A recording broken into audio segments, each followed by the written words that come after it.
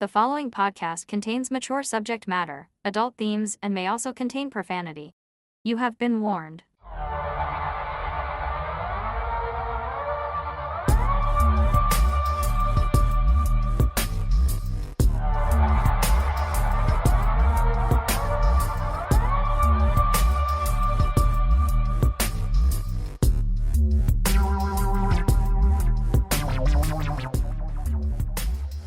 Well, hello Absurdians, and welcome to this, our Canada Day Spectacular. Yay! Oh, Canada. That was pretty good, That was something. Thank you. You have to sing it all in French. It'd take me a minute, but I know Well, it. it would take you it's for up sure there. a minute. It's that long. No, you don't have to do that. Okay, good, because I'm not gonna. Good. Welcome, everyone. Happy Canada Day, July 1st. Oh, this is coming out on July 2nd, Yeah, but so just pretend. day after. Yeah, it's good times. Good Yeah. times to be, interesting times to be a Canadian. Interesting times. But I would say good times, because I like that we're, rising to the call sort of thing. You know what I mean? Like, Yeah. we're not taking guff from that orange stain in the south. Orange stain. Yeah, that's kind. I'm being kind when I say it that way. Yeah. Yeah. It'll be an interesting next few years, but anyways, we Yeah. don't talk about that crap. It's always interesting. Yep. So, yeah. Are you going to do anything special for Canada Day? Nothing in particular. The arena in Elmira usually has a Canada Day stuff for the kids. Like what? Face painting, bouncy castles, Bull riding. That would be great. That would be great, actually. Yeah, like I don't know what they have this year, but I know they have a bunch of stuff going on down there, food trucks and things like that. Cake? So Will there be I cake? hope so. Ice cream? That'd be great. I'm going to get strawberries. Tomorrow? Mm-hmm. Where do you go for that? Wouldn't you like to know? I do. That's why I asked. Okay, so this will be my third time going there this year in the past 2 weeks. They're Hoffman's strawberries. You know where that is? I do. Just south of Heidelberg. Yep. Highly recommend. It's up to you if you want to pick your own. I personally think you're out of your mind if you choose that option. Yeah, that's because it's not for me. $5 a liter. Pick your own, or $7. Yeah. I'll pay the extra $2. Thanks. Yeah. You know. You don't have I'll to stand out in the steaming hot sun. I'll sweat on my own terms, and I ain't picking bloody strawberries. No. But they're good. Like I said, I've bought 4 liters so far. Okay. I think it's liters. Is that kind of like a quart? Yes. Yeah. Okay. Yeah. And they've been amazing. Amazing. Yep. And I cut them up. I macerate them. Yes, macerate is the word I use. Okay. You know what that is? Like devour? No, silly. That's masticate. Masticate. I do that publicly. Public mastication. No, macerate is when you put sugar on them. Oh, yeah. And because it kind of preserves them a Yeah. little longer, right? Yeah. But not a lot. I'd put a bit of that on. But then I just often eat them that way. Yeah. But I also did buy some squirty cream, as the English say. Squirty cream. You know, whipped cream. Yeah, man. Squirty cream. When my grandparents were still alive in Twillingate, Newfoundland, they lived on this cliff. We're just going to call it a cliff. And all surrounding there were blueberry patches. Oh, nice. And you could smell them. Like there was so much. I will never forget that. And you just go fill up buckets. Like Nan would have like the big giant ice cream pails that she'd get, and we'd just go fill them with blueberries for her because she couldn't get out the same. And we'd be sick on blueberries. But wild blueberries? Yeah. Oh, Oh yeah. my gosh, they're like tiny, but man, were they delicious. Those are fantastic for you too. Right? Delicious, and they were like a light blue, Yeah. like perfect blueberries. And they're all over Newfoundland, but. Yeah. Just thinking of that in particular is what we would do is come back and put them in a little bit of milk with sugar, and we'd eat them like that. And it was so good. Well, you've been to Dollarama. Yes, that one time. Yeah. You know how they have those Starbucks bottles of like coffee? Yeah. Pardon me. So I have one of those in my fridge, and I was thinking, I bet you that would go okay with strawberries. It would, actually. You know? A little bit of ice cream in there. Yeah, dude. All Thicken that action up. right. Let me know when you're putting that together. I don't and have I'll any come ice over. cream, though. That's the bummer. Oh. Well, Shoppers is right there. No, I know. Sobeys but is right Breyers blows. Yeah. Did you know in the Chapman's. States it's I like not even Chapman's. called ice cream? They can't call Breyers ice cream in the States because it doesn't have enough actual dairy product. Is it what, like a milk? I don't know. I ice don't milk? really want to know. Because the one that we buy for the kids is terrible, but they like it, and it's just called ice milk. Who? Is it Breyers? Selections. Well, so ice milk, that's what Dairy Queen is. It's not ice cream. Okay. There's nothing wrong with ice milk. No. It's just not cream. Right. But I'm saying Breyers in the States doesn't even have enough milk in it to be called. It's called like dairy product. Oh. But in Gross. Canada, no, it isn't. Another thing I found out too, since we're on the pro Canada thing, in Europe and Canada, chocolate must have at least 25% cocoa or cacao, whatever your bloody preference is, to be considered milk chocolate. In the Really? States, there's no such number. Because Hershey bars in the States, they wank. They're terrible. I don't like Hershey. No, chocolate. I don't either. But that's why. So they don't have that requirement. Well, look at that. But look at that. So, but I do like Chapman's ice cream a Chapman's. lot. Shaw's. Shaw's is Shaw's, really yeah. good. And That's what Sweet Scoops has, is Shaw's ice cream. I told you I was at Moose the other weekend. Oh, yeah, dude. I was at Sweet Scoops last night. What'd you have? Orange Tiger Tail? No, key lime pie. Again. So I good. thought Tiger Tail was your favorite. They didn't have it. Lame. But it's so good because it's like a sherbet. It's like a lime sherbet with Yeah. vanilla ice cream. So it's like Huh. I want to use the word creamsicle, but you know that mix of the two. God, I love those. I haven't had one of those in eons. Creamsicles, they're delicious. I had a blizzard yesterday. Did you? Uh-huh. Turtles. That's my favorite blizzard. Yeah. Ooh, I love turtles. You know what I'm talking about? Not real turtles. I got it. Well, Okay. I don't know what you're into. Well, I like turtles, but I wouldn't want them in my ice cream, I No? don't think. Well, you never know until you try. Pretty sure not. Hey, so you went to some kind of weird, freaky, hippie, new age spa thing. Was it yesterday? did. Yes, they're called Spa Secret Ooh. in Uptown Oh, are you Waterloo. allowed to tell anybody? What? Should you be saying this? Why? It's a secret. Oh God. Well, didn't you say it's called Spa Yeah, Secret? yeah. Whatever. Oh, my God. It's just down the road from you, actually. No, wait, don't call me Ashley. Anywho, I got the honor Yeah. and privilege of going to check out their space and try out some of their, whatever you call them, treatments. That's the word. What kind of treatments? The first thing we did was their sauna. Uh-huh. It was 170 degrees in there. Jesus. I hope that's Fahrenheit. It was, yes. 170? Yeah. Oh, I'd have lasted like 8 Whew. seconds and I'd have bailed. Well, it was 20 minutes. Oh. And I'm like, I can do it. But I got to 17 and I'm like, I can't. I gotta go out. Did you hallucinate or anything? No. Like, did you transcend time No. and space or No, anything? but I felt like I was gonna die. So I got that's out. almost as good. I went to they have like a hydration room where you can cool off and stuff. Yeah. And then you go to a steam room. Good. I enjoyed that. Okay. I enjoyed that. It was very cool. Couldn't see a damn thing. It was kind of terrifying, but I liked it. Because of the steam. Yeah. Okay. And you're just like dripping with sweat and it felt really nice actually. Yeah. Okay. And then from there we went into their salt cave. So it's you walk inside and the walls and the floor are all salt. Really? Yes. And it is unbelievable. Why?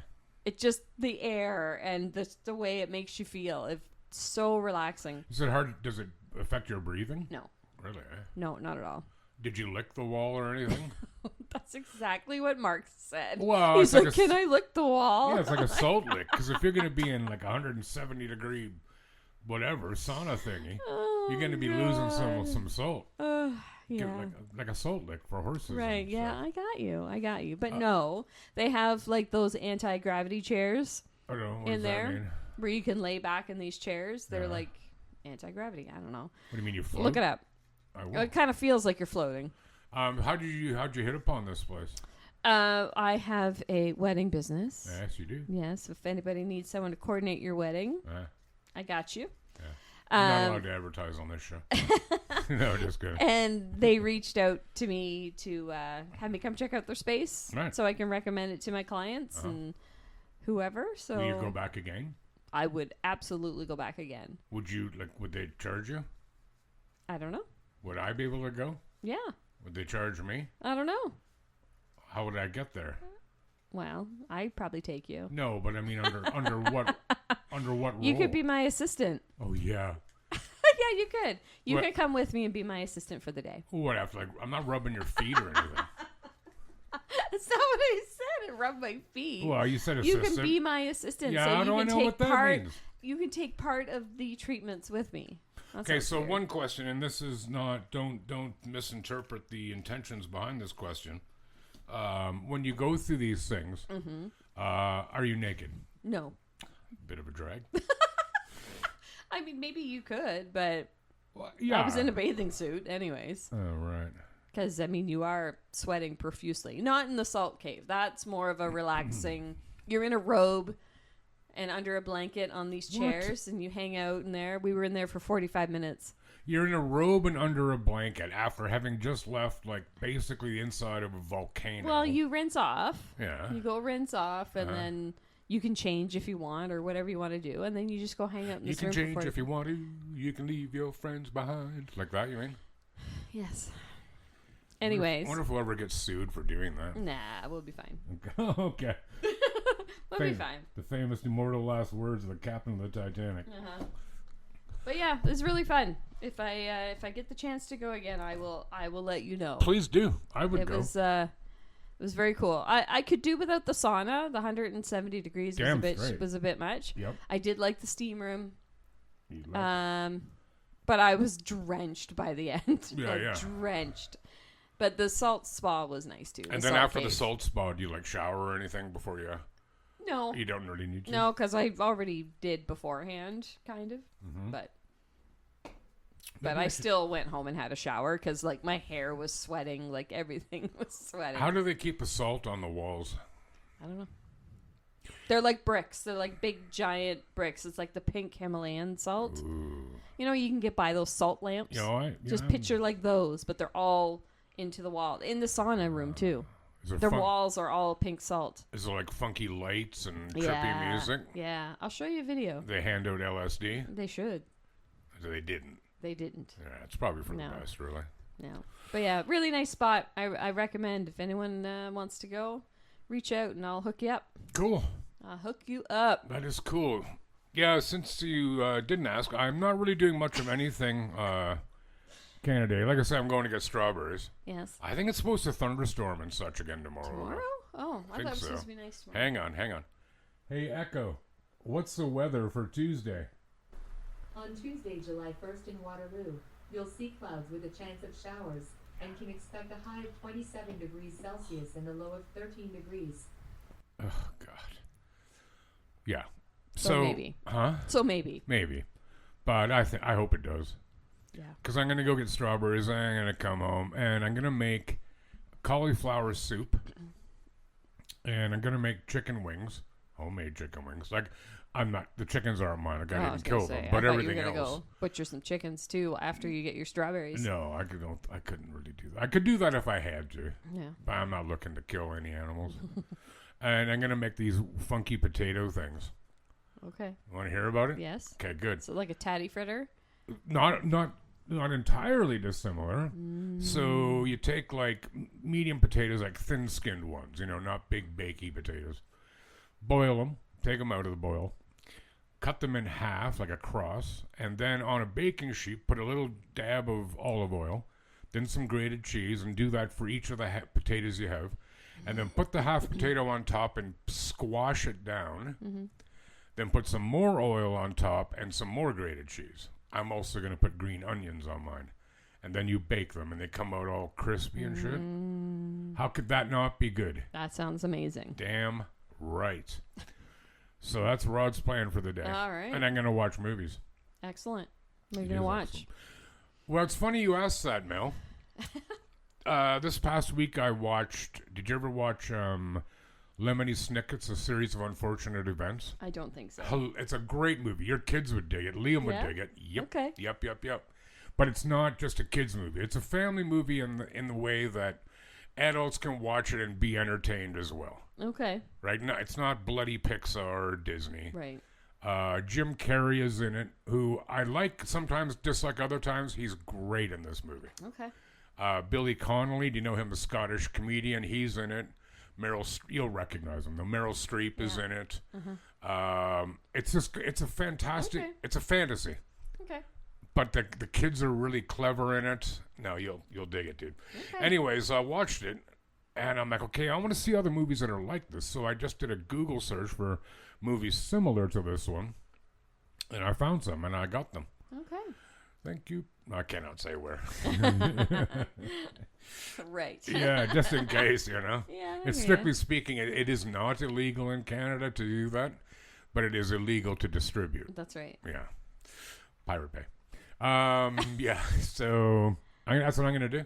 Cool. Yeah, cool, eh? Yeah, it's cool, Rod. Yeah, Way to go, eh? right. Yeah. Cool. So we've Shut got up now, so all I our can stories story. today are about Canada. Yes.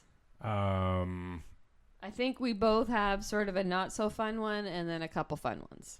We've each got a fun balance. and an unfun. Well, Yeah. they're all kind of fun in their own way. Well, And Mel's starting off today, I am. and she is. I'm going the bad side, but it is in Canada. Born on the bad side. Did I just make that up, or is that a song? I don't know. Me neither. Okay, anyways, Can proceed. I go now? Yes, please. Hurry. God's sakes. The ideal maternity home operated in East Chester, Nova Scotia, from the late 1920s through to at least the late 1940s. Sorry, when did it start? I'm sorry. 1920s So not very through long. to the late 1940s. Okay. William and Lila Young operated it. William was a chiropractor and Lila was a midwife, although she advertised herself as an obstetrician. The ideal maternity home promised both maternity care for local married couples and discreet birthing and placement for children of unwed mothers. The home was the source of babies for an illegal trade in infants between Canada and United States. Illegal? Yes. I don't like this. During the period, the laws of the U.S. forbid adoption across religious backgrounds. There was an acute shortage of babies available for Jewish couples to adopt. The home would provide these desperate people black market adoptions. I did air quotes. Black market adoptions, charging up to $10,000 for a baby. $10,000 then? Mm-hmm. Holy Jewish, cow. so typically there's a lot of money there. Yeah, So old it's money. all wealthy families. That would be. Hang on a second. Yeah. Hey, Echo. How much is $10,000 in 1940? From in2013dollars.com. $10,000 in 1940 is equivalent in purchasing power to about $228,427.86 today, an increase of $218,427.86 over 85. Okay, stop. just an approximate number, like right down to the bloody penny. So that's a hell of a lot of money, dude. Yeah. Wow. Yeah. Okay. I know. Okay, please. Sorry, continue. No, that's okay. Many of the babies in the 1940s ended up in Jewish homes in New Jersey. Very specific. At the same time, they would charge the mothers, so the mothers who came to this place to have their baby, Yes. $500 for their services. Holy. Now, you think about it. Why these unwed mothers, or however you want to put it, were going to this place for help because they didn't have money, right? Yeah, of course. So, anyways. And just to do on what we just learned, so that's about $11,000 Yes. equivalent today. Well, it's not a small amount of money. Ooh, You're like no. a single, probably a teenage mother. right. Good luck with that. Uh-huh. Yikes. What a ripoff. At the time, the average wage... Did I say that it was $500? Yes, Yes, I did. Okay. Anyway, I'll continue. please. At this time, the average wage in the area was $8 a week. Oh, Many of the mutters. Where are you from again? Yeah. Nova Scotia's coming out. They could not afford this sum and were forced to work at the home for up to 18 months just to pay their bill. Jesus. During World War II, business was booming because nearby Halifax was a major port serving as the point of departure for convoys crossing the North Atlantic to England. Yep. Many of these ships never completed the journey. The sailors and merchant seamen would squeeze as much of life into their days as they could, at port as they could. That's subtle. Yeah, and many women were left as unmarried or widowed, expectant mothers. Mm-hmm. The ideal maternity home offered almost the only place that could provide for these women and their children. What was discoverable later, this is, pardon my language, but fucked up. What was discovered later was that the Youngs could purposely starve unmarketable babies to death by feeding them only molasses and water. On this diet, the infants would usually only last 2 weeks. Any deformity, a serious illness, or dark coloration would often seal their fate, especially if they're going to a Jewish family. They have to be as white They'd have as, to be white. Can be. Babies who died were disposed of in small wooden grocery boxes, typically used for dairy products. Thus, the term Butterbox babies came from. I don't know if you've heard that term before. I have. But I didn't know what it applied to. that was the term that was used to refer to these unfortunate infants. The Butterbox babies' bodies were buried on the property adjacent to a nearby cemetery, at sea, or sometimes burned in the home furnace. Good. Yeah, good. In some cases, married couples who had come to the home solely for birthing services were told that their baby had died shortly after birth. In truth, these babies were also sold to adoptive parents. That's awful. Cold, dude. The Youngs would also separate or create siblings to meet the desires of customers. It is estimated that between 400 and 600 babies died at this home. Oh my God. While at least another 1,000 survived and were adopted. Even these lucky survivors often suffered from ailments caused by the unsanitary conditions and lack of care at the home. Jeez. The situation came to light once word got out and health officials entered the home. William and Lila were never convicted of their crimes, as they always found red tape loopholes through their legal representatives. They both died in the 1960s. To this day, babies adopted out refer to themselves as the Butterbox baby survivors, and they have developed a community to reconnect with lost family members and bond over this tragic part of history. Oh, that's cool. Yeah, so I was reading a lot of stories about these survivors too. Yeah. And saying it's some of the birth mothers have been reunited with some of these children, and they have so much guilt over it, and like just all the things that have kind of come out of it. There's a lot of good, but there's a lot of bad too, right? Yeah. Like some of these mothers didn't even know that their children were alive. They were told that they were dead. Well, but they were adopted out, or and killing, like starving them to death. Yeah, that's awesome. Like, why don't you just smother them? Yeah, I'm not advocating either. No, but just awful. Like awful. They're both murders. How does someone do? I don't know. I don't know. And like the legal system was very lacking at the time, so there were certain things they couldn't go in and investigate these places because of their privacy. Right? So they got away with all these things for many, many, many years. Well, and let's start off with the initial absurdity of this, in that people who are Jewish couldn't adopt babies. Yeah. What kind of nonsense is that? Yeah. Like, and I'm not... Unless they were Jewish babies. Is that what it said? Yeah.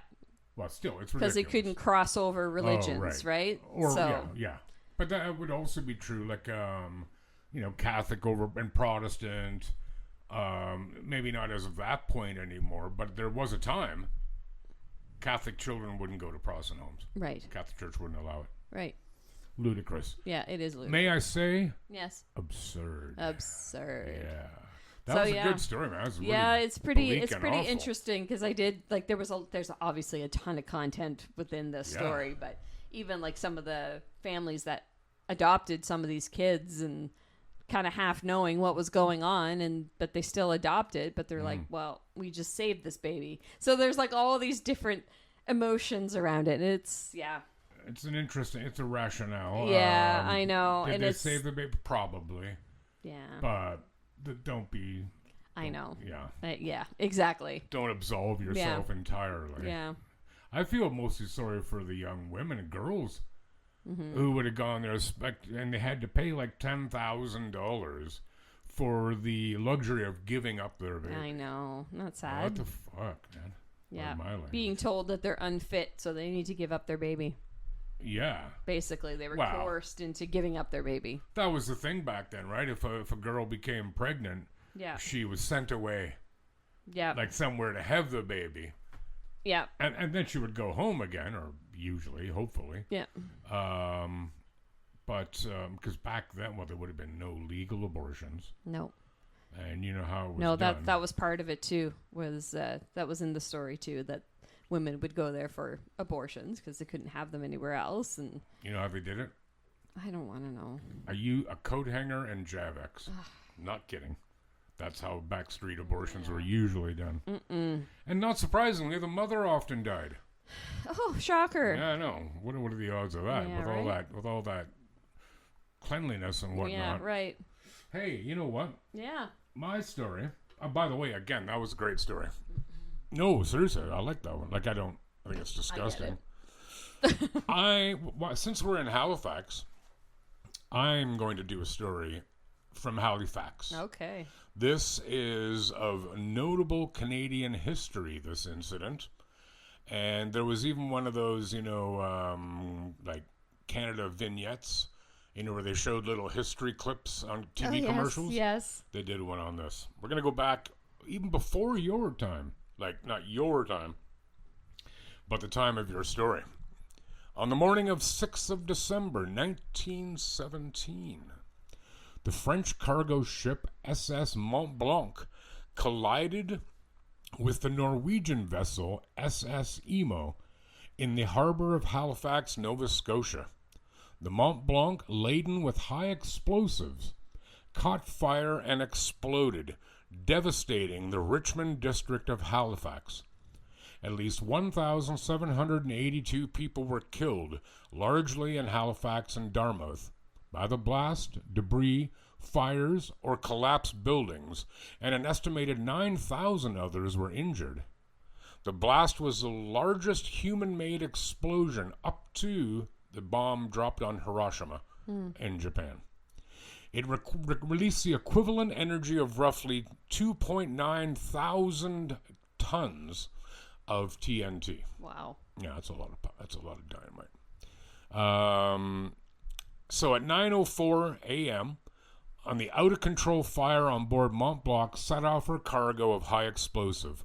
The ship was blown completely apart, and a powerful blast wave radiated away from the explosion, initially at more than 1,000 meters per second. Point. When there's an explosion like that, you see it in movies, it's the fire or the orange flash bang that kills people. Mm-hmm. It's a shockwave that kills you. Right. It crushes you. Yeah. Right? Temperatures of 5,000 degrees Celsius, 9,000 Fahrenheit, and pressures of thousands of atmospheres accompanied the moment of detonation at the center of the explosion. White-hot shards of iron fell down upon Halifax and Dartmouth. Mont Blanc's forward 90mm gun landed approximately 5.6 kilometers north of the explosion site, with its barrel bent and half torn away by the force of the blast.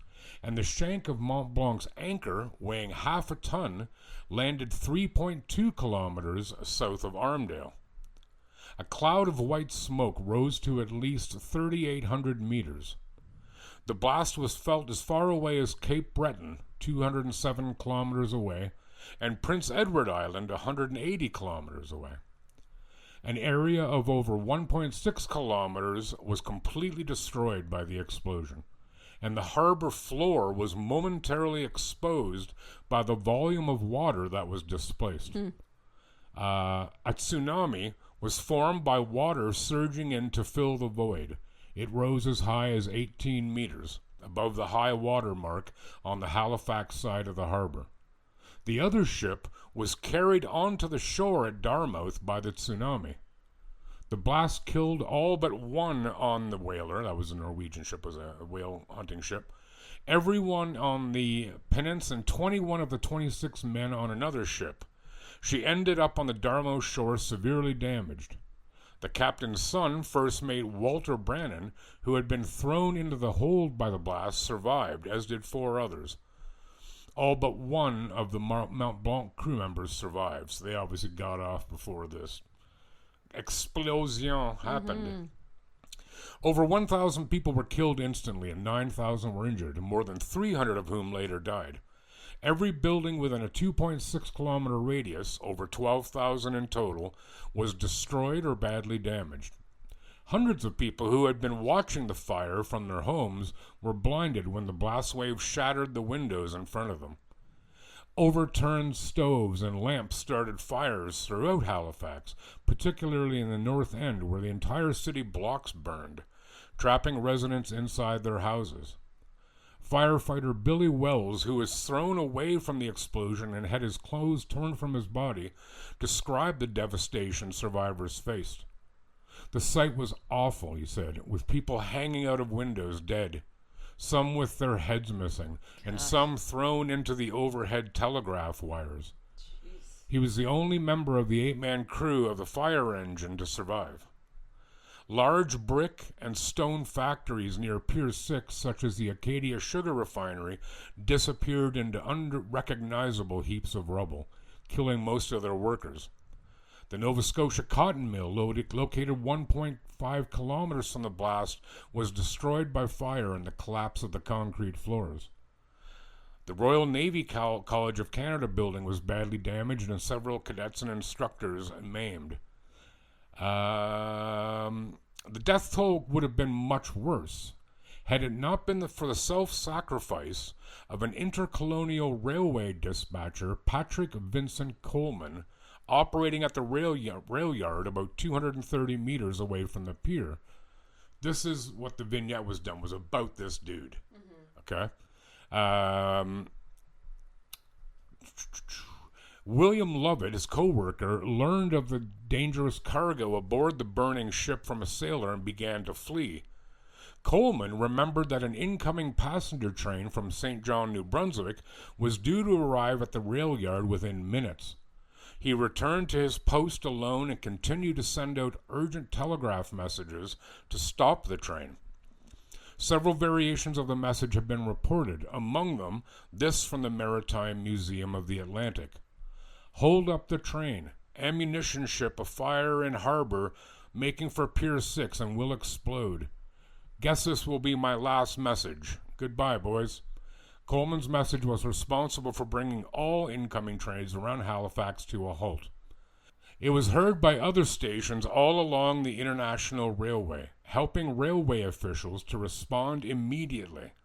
Passenger train number 10, the overnight train from St. John, is believed to have heeded the warning and stopped a safe distance from the blast at Rockingham, which saved the lives of about 300 railway passengers. Coleman was killed at his post. So, remember watching it. So the ship that was on fire, the crew booked because they couldn't fight the fire anymore. No. So this ship just kept moving in the harbor, and that's why people were getting the hell out of Dodge. Yes. And this guy was like, oh my God, like this thing's going to blow. Yep. This train's going to come into town. All those people are going to, like, they're going to be smoked. Yep. So that's pretty heroic. Yeah. But, like, I remember reading about how one guy, he was in, like, his little rowboaty thing or whatever, and he got blasted to the bottom of the harbor and then brought back up again by the force of the explosion. Really? So the harbor, all the water was gone from the harbor. Uh-huh. Like, briefly. Yeah. But holy Christ, man, cool how to watch. terrifying would that all be? No kidding. You know? So yeah, when people say, oh, Canadian history is boring, it's because they don't know any That's of it. right. Well, yeah. literally. Yeah. You yeah. know? They don't know it because they get their history from Hollywood movies. That's right. Because that's a cool story. That is a cool story. It is a cool story. I mean, terrifying, Yeah, but dude. cool. Yeah, dude. You know. Explosions have you ever seen the videos of like that explosion that happened in Beirut a few years ago with the fertilizer? No. Oh man, you should watch some of those videos to get an idea of like the magnitude of the sound wave, like the shock wave coming off of it. That's what gets you. Yeah. And there's a video. I'll see if I can find it and send it to you. But it's several different people taking pictures or recording the explosion and how the shockwave impacted them. Like one guy's on like a sea-doo in the Mediterranean off the coast, and he jumps off his sea-doo just in time as a shockwave goes over him. Jeepers. Yeah, man, it's cool. Like cool and terrifying. Yeah, I right. don't want to do it myself kind of way. Right. So yeah, man, that's Halifax. I love Halifax. Me too. It's a great city. It is. Yeah. You got something for us? Yeah. Is this gonna be happy? It's we're gonna end it off on a pleasant note. No starving babies? No starving babies. Okay. No Butterbox babies. Ooh, Butterbox. Butter. Nothing. Yes, let's. Sorry. Yeah, but I almost said that. I didn't even think about it and I cut it up. Okay, go ahead. On a summer day in 2004, Mary Grams, a woman from Alberta, was quietly working on her family farm, pulling weeds with her hands deep in soil. Wow, As she went about her routine, something slipped away without her noticing. Her cherished diamond wedding ring, a symbol of nearly 47 years of love and shared life, had vanished from her finger. Panic set in as she combed through the dirt, searching frantically for the ring that had meant so much to her. But it was gone. I would have kept looking. It's there somewhere. But anyways, I digress. Too heartbroken to confess the loss, Mary kept it a secret from her husband. She bought a replacement ring that looked similar, but it never truly filled the void left by the original. Yeah. Time passed. Her husband died, and the ring remained missing. A quiet ache she carried with her, buried like the ring itself. Then, in 2017, something extraordinary happened. Her daughter-in-law, who now lives on the farm where Mary used to live, was harvesting carrots from the very same garden plot where the ring had been lost. While washing the vegetables, she noticed an oddly shaped carrot, fat and twisted. Inside its orange flesh glinted a golden band. Her son instantly knew who the ring must belong to and called his mother. Against all odds, the ring had been growing around the carrot for 13 years, as if the earth had gently cradled it until the right moment. When Mary held the carrot up with her lost ring embedded in it, she trembled and whispered, "This is it. It's my ring, just the same." What once seemed lost forever had quietly waited to return. Her story reminds us that what is truly meant for us is never lost, only waiting for the perfect moment to come back. Lord. I have heard that before, and when you started reading, I think I know this. Yeah, there's a really cute picture online too, like of her holding this carrot. It looks like a finger that has like grown around a ring. You know, when you get people that never take their ring off, and they've so it's got like a band. Yeah. Yeah.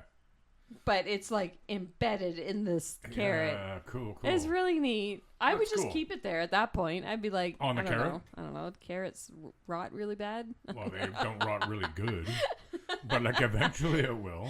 Yeah. I suppose I guess you can't keep it like that for shellac it or something. I don't know. shellac it. Yeah. Shellac. Yeah. Shellac. What's the other word I should use? What? Varnish, I guess. Some Varnish. Sort of food varnish. Yes.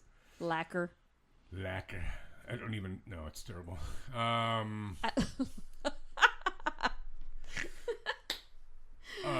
That's weird though, because you reminded me of this. So you know where Floridale is, of course. Of course. Floridale Church. It's moved. It's on the same street, but it was a little further down. The Mennonite Church? Yeah. Yeah. And my dad was playing baseball there, and I went along. And I'd have been, I don't know, like 12. And I was sitting in the car or whatever, and he had taken his rings off while he was playing. And he had a ring that was like a what do you call these? They called them like black diamonds or whatever. Okay. In it. And I just was looking at it, playing with it or whatever. And I dropped it. Oh, no. But I'm in the car, right? Okay, yeah. We could not find it. Like, we looked, like, mostly him, Sure. but looked on the ground outside. Like, but the car door was closed. Never found it. Really? Not a clue. And it wasn't like an expensive ring or whatever. But, I mean, I still felt bad, but it was an accident. Of course, Like, yeah. but he wasn't mad at me or anything. Not that I know. Maybe he's resented me all these Maybe. years. You never know. That Bert. But, weird, eh? That is weird. Like, for this woman, I could go in the ground and as you start digging to look for it, you're actually burying it, Yeah. right?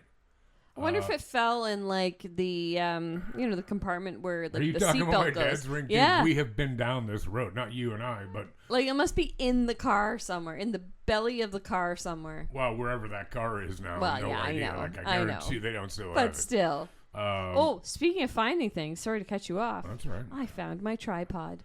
Where was it? It was in the coffee table in our living room because there's little doors on the side, or little drawers on the side. Uh-huh. And I went in there looking for something else, Yeah.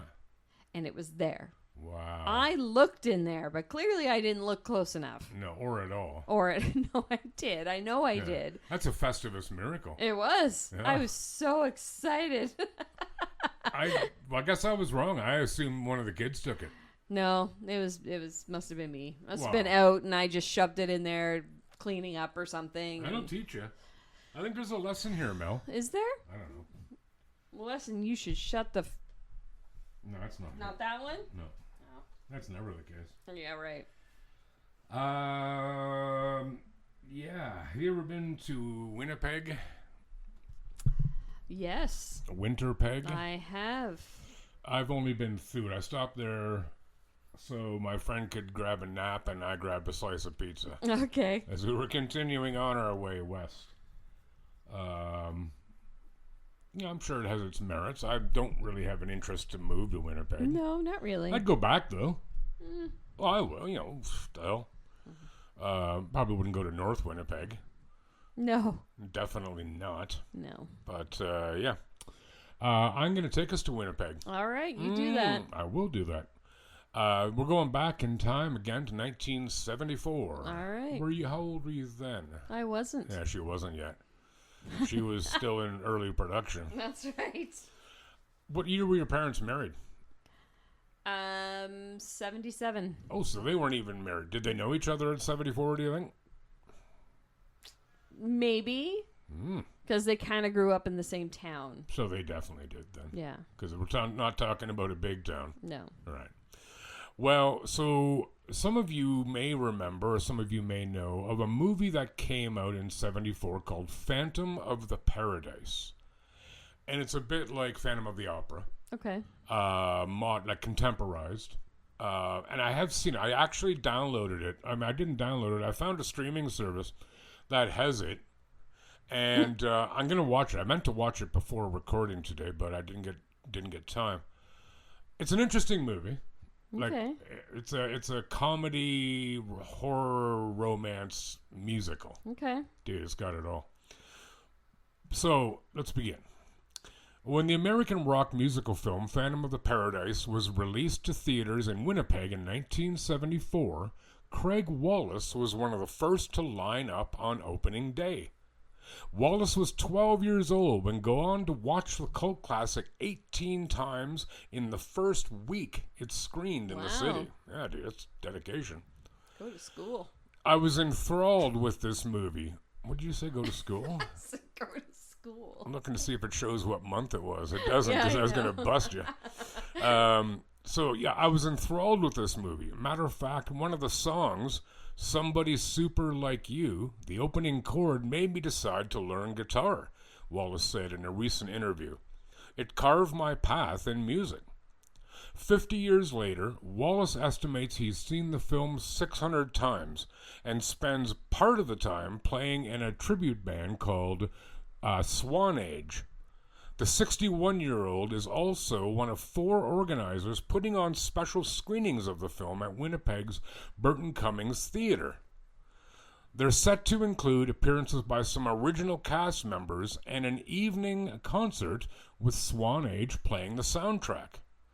Phantom of the Paradise was first released in the United States before making its debut in Winnipeg on December 26, 1974. So he'd have been off for Christmas from school. Sucker. Fine. The Brian De Palma, if you don't know, people don't know, was quite a renowned director. The Brian De Palma film blends elements of rock music, comedy, and horror to create a glam rock twist on the Phantom of the Opera. The film was critically panned and considered a box office failure everywhere except Winnipeg and Paris. The movie was reportedly in theaters in Winnipeg for more than 4 months. In 2005, a group of superfans banded together to put on the first Phantom Palooza in Winnipeg to celebrate the film. It ran for 2 years and included appearances from the film's stars. In the years that followed, a number of different events were held in the city to pay homage to the flick. Winnipeg's love affair with the cult classic was also the subject of a 2019 documentary called Phantom of Winnipeg. The documentary sets out to understand Winnipeggers' fascination with the movie and asks a question fans still hold to this day. Why Winnipeg? Wallace struggles to come up with an answer. We just got it, he said. You take your best musical, you take your best love story, you take your best horror show, roll them all up and double it. It's a bit of everything. Decades later, Rod Warkentin, hey, there's another Rod. I guess 10. Also grapples with explaining the draw the film had in the city. Warkentin first saw the movie when he was 10 or 11 with his sister and cousin. At the time, he didn't know he would go to plan the first Phantom Palooza. The movie was good. The soundtrack was good. Winnipeg's a musical town. We appreciated that, he said. His love of the film has led to helping organize other film appreciation events across North America and developing relationships with the cast and their families. As part of the film's 50th anniversary, Workington is part of a team who organized a public screening of the Phantom of Winnipeg documentary and a Q&A with filmmaker Kevin Smith. You know Kevin Smith? Mm-hmm. You know what I'm talking about? Dogma, Mallrats, Clerks. Oh, yeah. The director. Yeah. He went to Winnipeg to be a part of this. Okay. Yeah.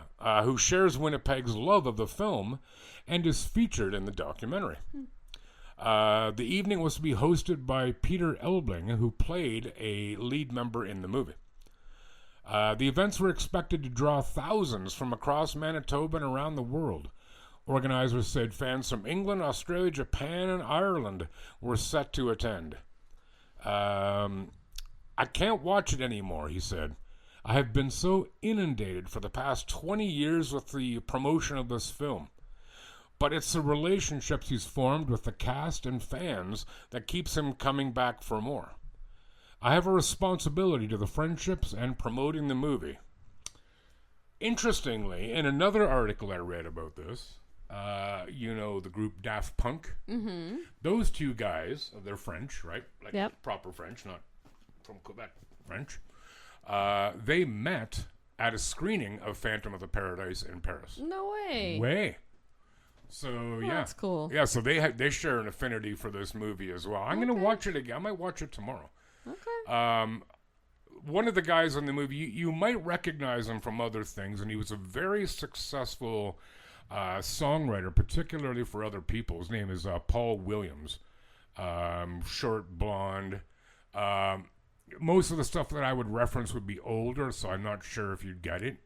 Like, take that as a backhanded compliment. I know. But if you saw me, like, oh, okay, that's him. You might recognize him. Did you ever see the movie Smokey and the Bandit? No. Okay, well, let's forget it then. No. Hilarious movie, by the way. Ridiculously stupid, but hilarious. Okay. Anyways, he's in it. So it's an interesting movie. I will actually in our next episode, I'll tell you what I thought of the movie. Okay. After watching. Hopefully it's not like Scooby-Doo. Or better yet, Gilligan's Island. Because you watch Gilligan's Island as a kid, you're like, this is awesome. And then you go back and watch it as a adult, and you're like, was I an idiot as a Was child? I high? Like, was I stupid? Did my parents, was I in for special evaluations and shit? Did everybody make fun of me? Oh, some shows age better than others. Yeah. Right. Yeah. Because how did they keep the radio working on Gilligan's Island? I've never watched Gilligan's Island. Shut up. So I You are know. a millennial. Yeah.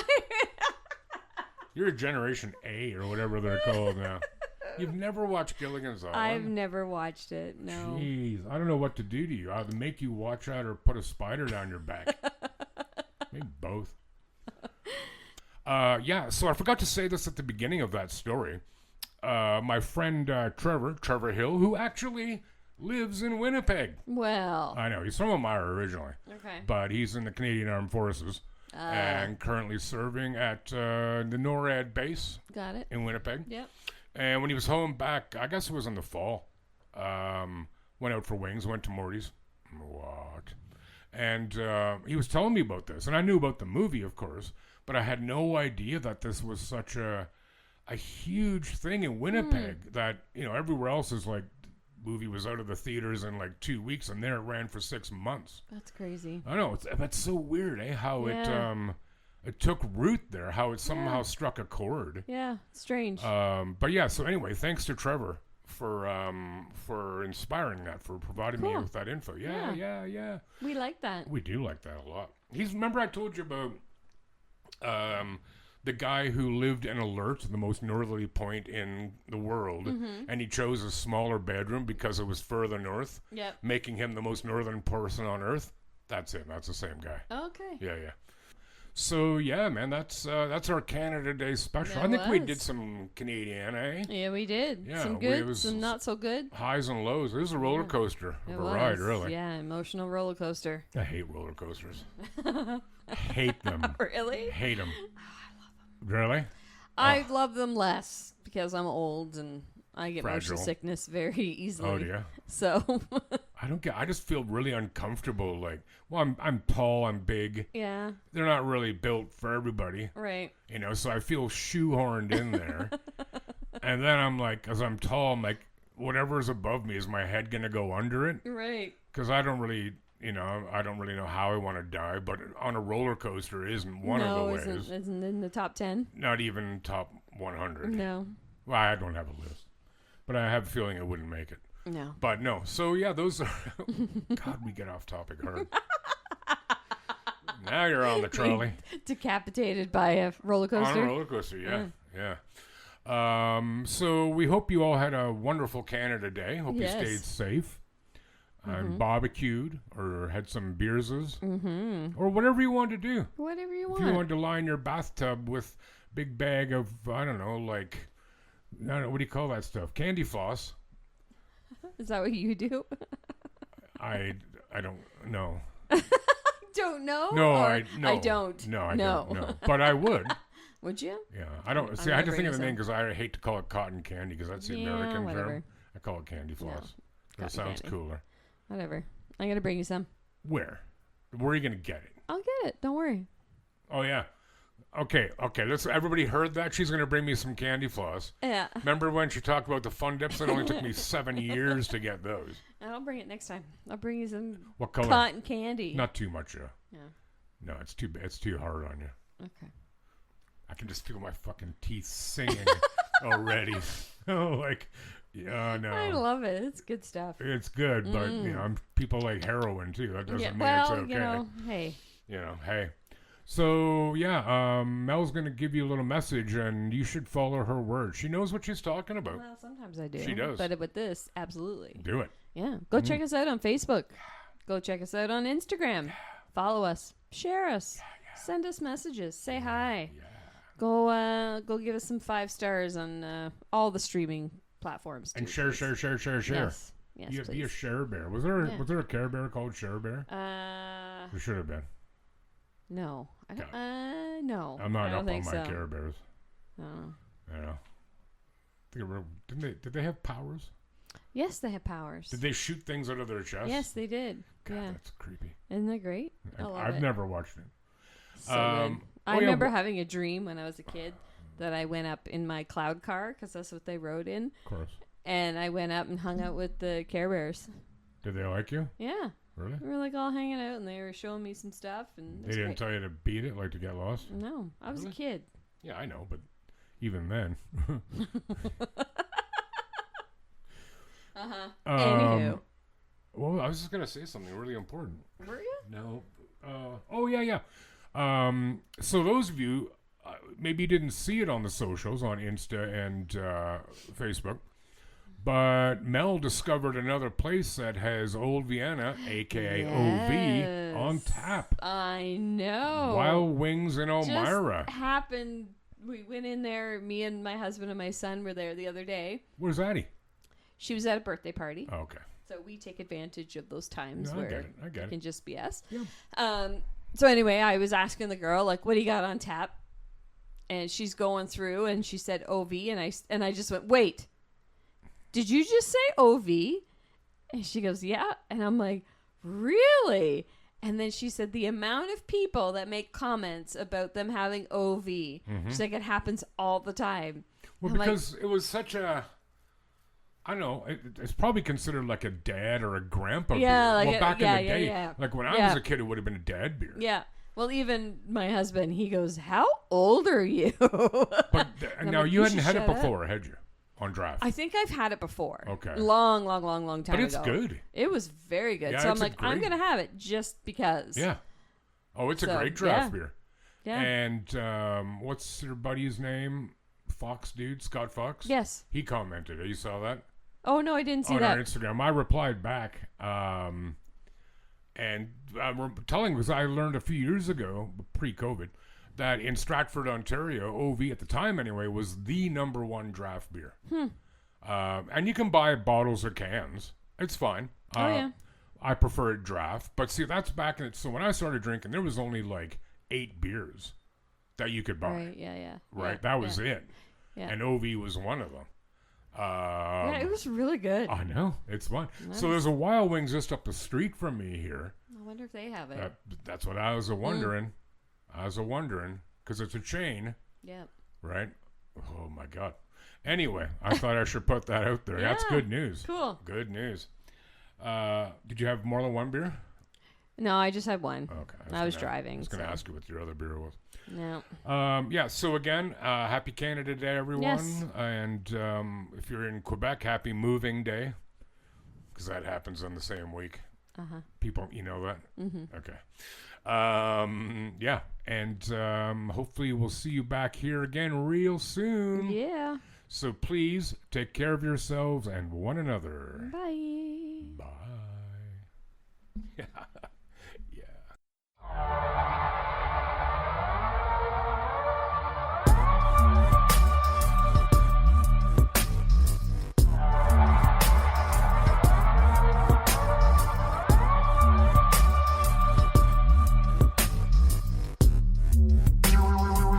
The Absurd Podcast is written, produced, and recorded by Rod and Mel. Music by Audionautics.com.